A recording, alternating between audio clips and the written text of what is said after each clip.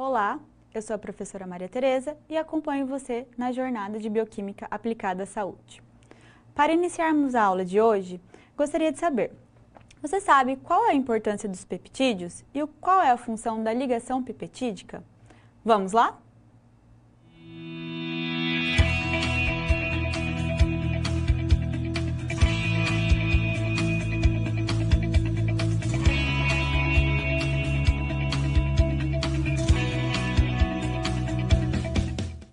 Nesta aula, vamos ver sobre peptídeos, proteínas e suas funções biológicas. Quando falamos da formação de proteínas, há uma parte muito importante que é a ligação peptídica. A ligação peptídica é fundamental para a formação das proteínas. O que acontece nessa ligação?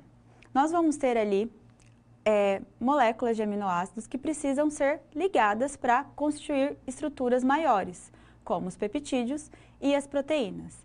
E é fundamental que aconteça uma ligação ali forte com uma característica de ligação covalente. Esse tipo de ligação é a nossa ligação peptídica. Vamos aos slides. Então, na ligação peptídica, nós temos essa característica de ser uma ligação covalente. O que vai acontecer aqui? Nós temos o grupo carboxila de um aminoácido e um grupo amina de outro aminoácido. Então, para que ocorra essa ligação peptídica, nós precisamos unir essas duas estruturas. Quando a gente faz a junção dessas duas estruturas, nós temos a liberação de uma molécula de água e a formação dessa ligação peptídica e a união desses dois aminoácidos. Esse processo, por liberar uma água, vai ser considerado como um processo de condensação ou desidratação. Então, ele forma uma amida, que é o princípio da criação das cadeias de aminoácidos, que são chamados de peptídeo. Então, quando a gente começa a fazer essa ligação de vários aminoácidos, nós temos ali ligações peptídicas e vamos formar o que nós conhecemos como peptídeos. E essa ligação ela vai ser fundamental para a formação de proteínas e que vão desempenhar diferentes funções vitais que estão em praticamente todos os processos biológicos. Então, a ligação peptídica acaba sendo também fundamental para o funcionamento correto do nosso organismo. Estruturalmente, essa ligação peptídica ela vai ser rígida, então uma ligação forte, né? E ela vai ter um caráter parcial de dupla ligação, justamente porque vai ter uma ressonância entre as cargas do nitrogênio e do oxigênio da carbonila.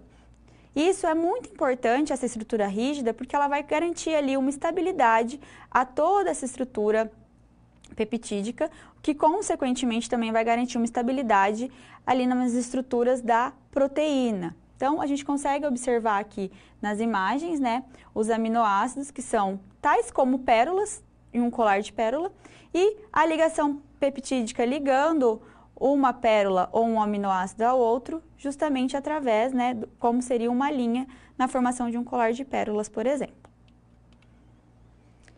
E tem algumas classificações também em relação à quantidade de peptídeos que estão, quantidade de aminoácidos que estão ligados formando esses peptídeos. Então, os peptídeos eles vão ser classificados como oligopeptídeos.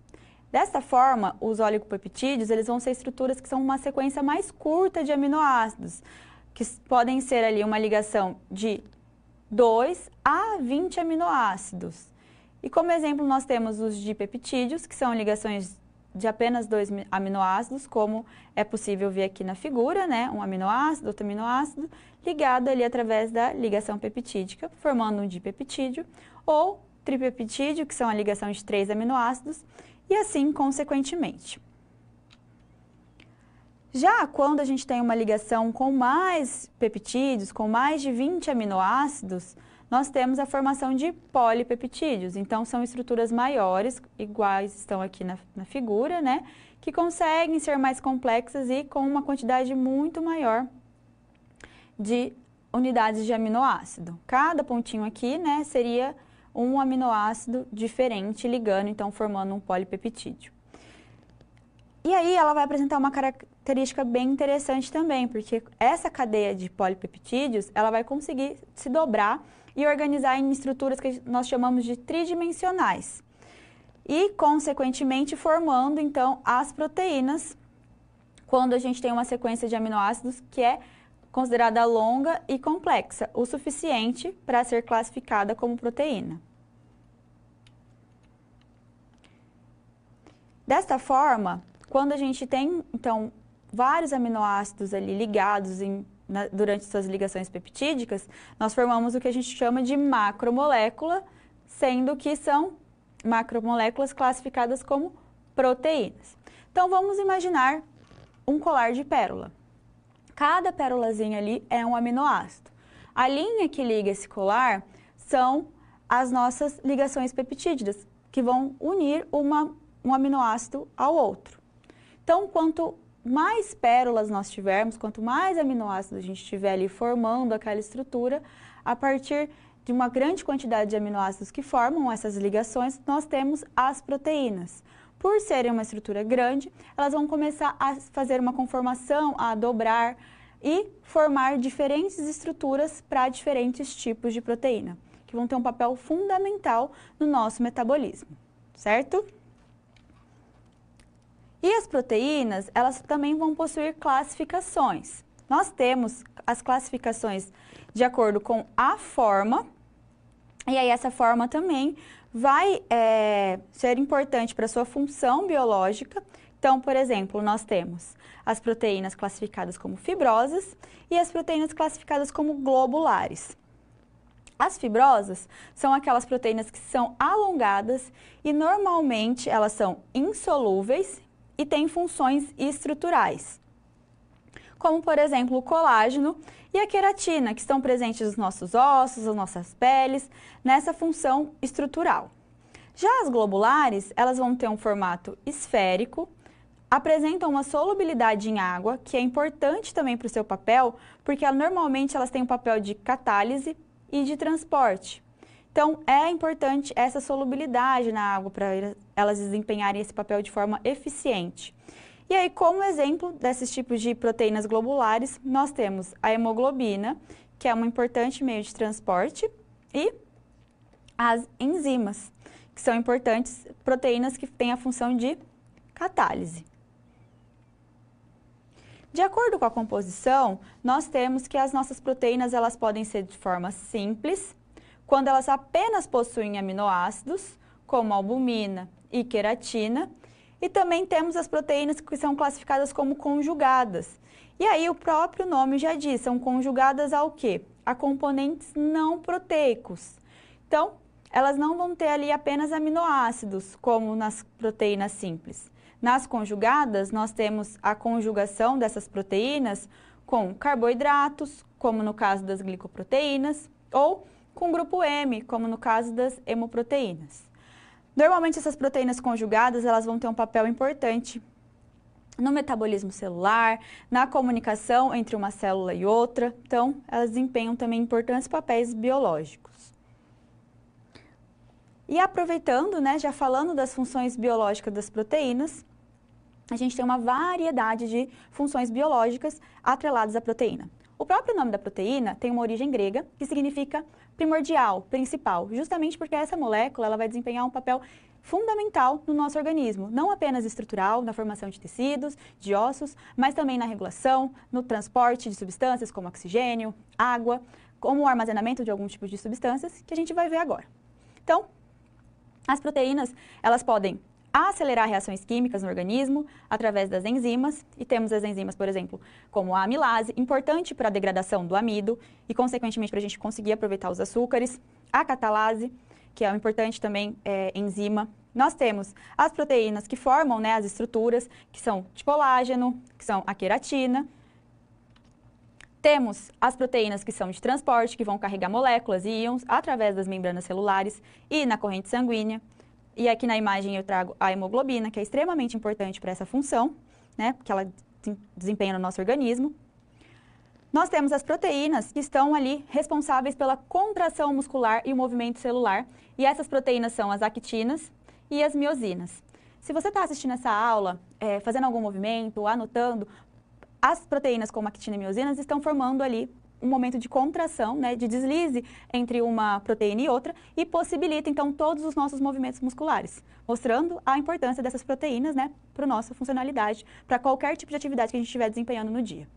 Outra função importante das proteínas é a formação de anticorpos. Então, elas vão atuar no nosso sistema imunológico, né? Os anticorpos que são importantes proteínas ali de defesa no organismo como um todo, né? Importantíssimas para o nosso sistema imunológico, também são compostas de proteína. As proteínas também vão regular alguns processos fisiológicos, como a sinalização celular. Elas também podem estar ali formando alguns hormônios que são considerados proteicos, como a insulina e o glucagon.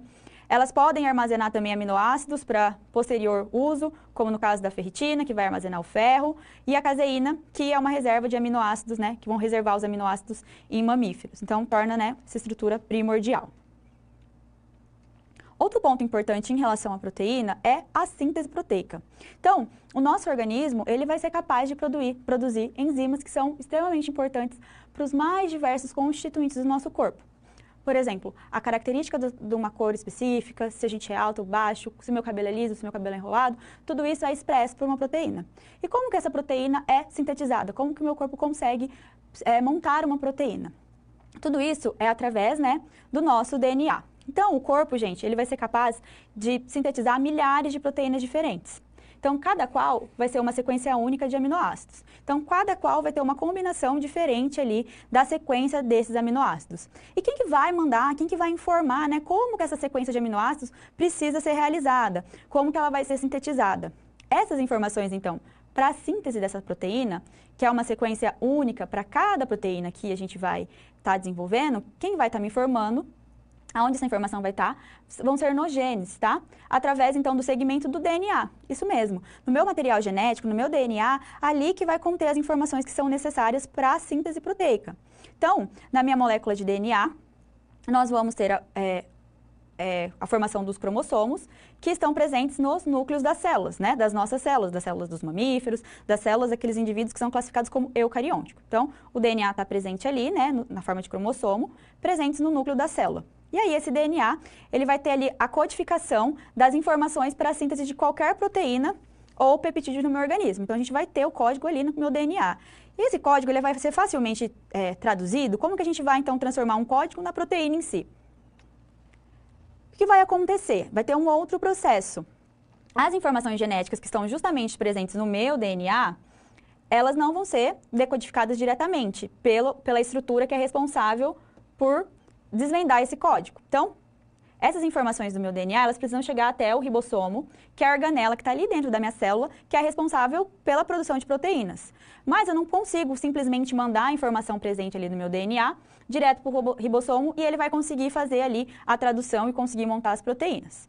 Para isso, a gente vai ter um processo. Então, inicialmente, né, a gente vai ter que sintetizar uma outra molécula. Então, eu tenho o meu DNA, ele vai passar as informações para uma molécula intermediária, que é a minha molécula de RNA. E esse RNA leva o nome de RNA mensageiro, porque justamente ele está transportando a mensagem desse código. Então, a molécula de DNA vai servir como um molde para a gente sintetizar o RNA mensageiro. E aí, esse RNA mensageiro vai levar a minha mensagem ali para o meu RNA, que vai fazer o processo que a gente chama, né, de transcrição. Em seguida, esse RNA mensageiro vai levar essa informação contida no gene para a minha organela responsável por produzir minha proteína, que é o meu ribossomo. Dessa forma, o ribossomo vai fazer a leitura do que o RNA me mandou, né, que está ali escrito, e vai traduzir, informando a sequência de aminoácidos que são necessárias para a formação da proteína em si. Desta forma, ali na organela do ribossomo, vai acontecer a síntese proteica, porque ele recebeu essa mensagem, né, lá do meu DNA através do meu RNA mensageiro. Então, a síntese de proteína, ela vai ser denominada como tradução. Tradução dessa informação, né, que a gente recebeu. Pois a linguagem de base nitrogenada é traduzida para a linguagem de aminoácidos. Então, aquele meu sinal que o meu DNA possuía, a gente conseguiu traduzir ele para uma sequência de aminoácidos. Desta forma, essa sequência de aminoácidos vai conseguir formar a proteína necessária naquele momento. Dessa forma, é que o nosso organismo consegue fazer a síntese proteica.